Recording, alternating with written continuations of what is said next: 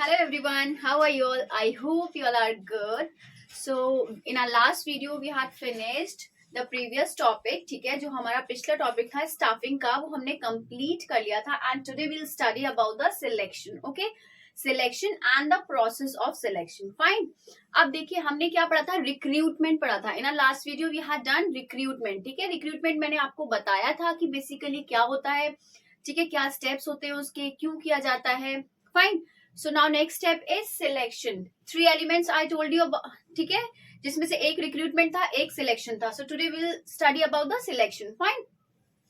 अब देखिए now what is selection? Selection का मतलब क्या होता है? सिलेक्शन वर्ड आप लोगों ने सुना होगा बहुत सारी चीजों में, जैसे कि कोई एग्जाम देते हैं तो हमारा सिलेक्शन होता है. ठीक है, बहुत सारी दूसरी चीजें होती हैं जिसमें क्या होता है, हमारा सिलेक्शन होता है. तो उसी तरह से इस वर्ड का meaning is not very tough कि आप लोगों को समझ में ना आए. ठीक है, ऐसे ही क्या होता है, एक ऑर्गेनाइजेशन होती है, वहां पर क्या होता है, सिलेक्शंस होते हैं. रिक्रूटमेंट के बाद क्या होता है, उन्होंने अपना इनविटेशन दे दिया, रिक्रूटमेंट कर लिए सारे, उसके बाद नेक्स्ट स्टेप सिलेक्शन. ठीक है, now discovering the most promising and most suitable candidate to fill up the vacant job position. मतलब उन्हें क्या चाहिए कि most promising, most suitable candidate. ठीक है, क्या चाहिए उन्हें, मोस्ट प्रॉमिसिंग, जो कि क्या करे, जो अपने काम को अच्छे से कर पाए. ठीक है, मोस्ट सुटेबल, बहुत जो कैंडिडेट होना चाहिए, that person should be perfect. Fine. तो इसीलिए उन्हें क्या चाहिए, ऐसा इंसान चाहिए, ऐसा पर्सन चाहिए है जो उनकी जो वेकेंट जॉब है, जो वेकेंट मतलब खाली जो पोजीशन है, उसको अच्छे से फिल कर पाए. Fine. Now next one is starts where recruitment ends. मैंने आपको बताया था पहले इसकी रिक्रूटमेंट किया था, तो सिलेक्शन कहाँ से स्टार्ट होता है, जब रिक्रूटमेंट का एंड होता है देन सिलेक्शन स्टार्ट होता है. Fine. Now next one is considered as a negative process. Considered as a negative process, it is a very important point. Earlier also I told you कि this point is very important when I told you about the recruitment कि recruitment is a positive process. Okay, so selection is a negative process. How? देखिए हम जब recruitment करते हैं तो बहुत सारे लोगों को क्या करते हैं, इनविटेशन देते हैं. ठीक है, बहुत सारे लोग आते हैं, सबको हम लोग कर लेते हैं कंसिडर. फाइन. बट सिलेक्शन एक ऐसा प्रोसेस है जो नेगेटिविटी की तरफ जाता है. क्यों जाता है नेगेटिविटी की तरफ, क्योंकि जितने रिक्रूटमेंट्स हमारी तरफ आए हैं, क्या हम सारे पर्सन को सिलेक्ट कर लेंगे, नहीं करेंगे. ठीक है, मान लीजिए 1000 एम्प्लॉयज आए हमारे पास. ठीक है, अब क्या हम सारे एम्प्लॉयज का सिलेक्शन कर लेंगे, नहीं करेंगे. क्यों, क्योंकि जितने ही एम्प्लॉयज होंगे जो हमारी वेकेंट जॉब के लिए, पोजीशन के लिए सुटेबल होंगे, परफेक्ट होंगे, क्वालिफाइड होंगे, उन्हीं को ही हम सिलेक्ट करेंगे. ठीक है, ऐसा तो नहीं है सारों को सिलेक्ट कर लें, क्योंकि हमारे पास इतनी पोजीशंस नहीं होंगी, इतनी वैकेंसीज नहीं होंगी कि हम सबको सिलेक्ट कर पाए. तो इसीलिए रिक्रूट में, इसीलिए सिलेक्शन को क्या कहा जाता है, नेगेटिव प्रोसेस कहा जाता है, क्योंकि आते बहुत लोग हैं बट सिलेक्शन सिर्फ कुछ लोगों का होता है. फाइन. तो ये हो गया हमारा about the selection, that what is the selection, what is the meaning of selection. Fine. Now next one is selection process. जैसे कि हमने प्लानिंग का प्रोसेस पढ़ा, ऑर्गेनाइजिंग का प्रोसेस पढ़ा, now in staffing we have selection process also. Fine. अब देखिए first का है प्रीलिमिनरी स्क्रीनिंग. प्रीलिमिनरी स्क्रीनिंग का मतलब क्या होता है, यहाँ पर आप जैसे कि किसी पोजीशन के लिए जाते हैं, किसी कंपनी में जाते हैं, तो वहां पर एक फॉर्म दिया जाता है आपको, जो कि आपको फिल करना पड़ता है. In that form you have to fill the basic information. ठीक है, अबाउट योरसेल्फ, जिससे कि वो लोग क्या करें, एक शॉर्ट में डिटेल मिल जाए उनको आपके बारे में कि exactly how are you. Fine. तो यहाँ पर क्या किया जाता है, preliminary screening. Fine. Now next one is selection test. अगर यहाँ पे आपने सही करा है यहाँ पर, उसके बाद क्या होगा, यहाँ जैसे कि अगर यहाँ पर बहुत सारी चीजें ऐसी होती है कि जो पर्सन फिल नहीं कर पाया, कि ही और she is not able to fill the form.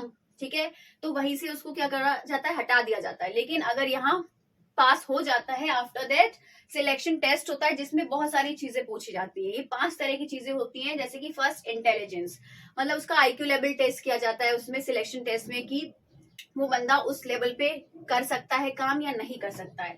Then aptitude. Aptitude उसका पोटेंशियल चेक किया जाता है. ठीक है. Next one is personality. Overall personality means कि अगर हमने उसको इतना काम दिया तो ही और she will be able to do or not. Personality and the personality like dressing sense and all the things they check. Fine. And then next one is trade. Trade means existing skills. Existing skills means now what skills he or she have. ठीक है, he or she having. ठीक है, जैसे कि मतलब अभी की उसकी जो स्किल्स हैं लेटर ऑन ही और शी इम्प्रूव, ठीक है, बट नाउ अभी क्या है उसके पास, अभी कितनी स्किल्स है, तो वो सारी चीजें किसमें चेक की जाती है, ट्रेड में. Fine. Now next one is interest. This is interest, not internet. INTEREST. This is interest. Okay, interest means जिस चीज में, जिस पोजीशन में उसको इंटरेस्ट है उसी ही जगह पर उसको जॉब देनी चाहिए, क्योंकि अगर उस जगह जॉब देंगे तो वो अच्छे से वर्क करेगा, क्योंकि उसको सारी चीजें पता होंगी, सारी चीजों की नॉलेज होगी. तो इसीलिए क्या करा जाए, उस ही चीज में उसको जॉब दी जाए जिसमें उसका इंटरेस्ट है. फाइन. नाउ नेक्स्ट पॉइंट, ये तो हमारे सारे सिलेक्शन टेस्ट के आगे आगे. अगर सिलेक्शन हो जाता है उसका, देन एम्प्लॉयमेंट इंटरव्यू. अब कभी कभी क्या होता है, कुछ लोग टेस्ट तो रिटन कर लेते हैं, but orally when they interact with each other, तो वहां पर क्या होता है, हेजिटेट करते हैं. ठीक है, तो उसी हेजिटेशन को चेक करने के लिए यहाँ पर होता है एम्प्लॉयमेंट इंटरव्यू. मतलब कि जो वहां के ओनर्स हैं, जो मैनेजर है, डायरेक्टर है, वो क्या करते हैं, उसका इंटरव्यू लेते हैं. अगर इंटरव्यू क्वालिफाई हो गया, उसका सक्सेसफुल हो गया, उसके बाद रेफरेंस एंड बैकग्राउंड चेक. जब उसका इंटरव्यू क्या होता है, क्वालिफाई हो जाता है, उसके बाद वो लोग क्या करते हैं, उसका बैकग्राउंड चेक करते हैं. बैकग्राउंड मीन्स कोई इनवैलिड या इलीगल काम उसने नहीं कर रखा हो, या फिर उसका कैरेक्टर कैसा हो. So about all those things they check. Fine. Then next one is selection decisions. अब उसके बाद जब सारी चीजों को चेक कर लिया है, तो फिर now for what they will wait. ठीक है, तो उसके बाद क्या करेंगे, सिलेक्शन कर लेंगे वो लोग उसका. Then medical examination. After selection they do the medical examination की each and everything is perfect or not. After this job offer. उसके बाद वो लोग क्या करते हैं, उसको जॉब ऑफर कर देते हैं, क्योंकि सारी चीजें वो क्या कर चुके हैं, ऑलरेडी चेक कर चुके हैं. Fine. Then next one is contract of employment. Contract of employment मतलब कि सारी चीजें हो गई, each and everything is clear. Now they make one contract between the employee and employer. ठीक है, तो जिसमें सारी डिटेल्स लिखी होंगी कि you have to follow these rules and regulation, this is your salary and this and that, so many things.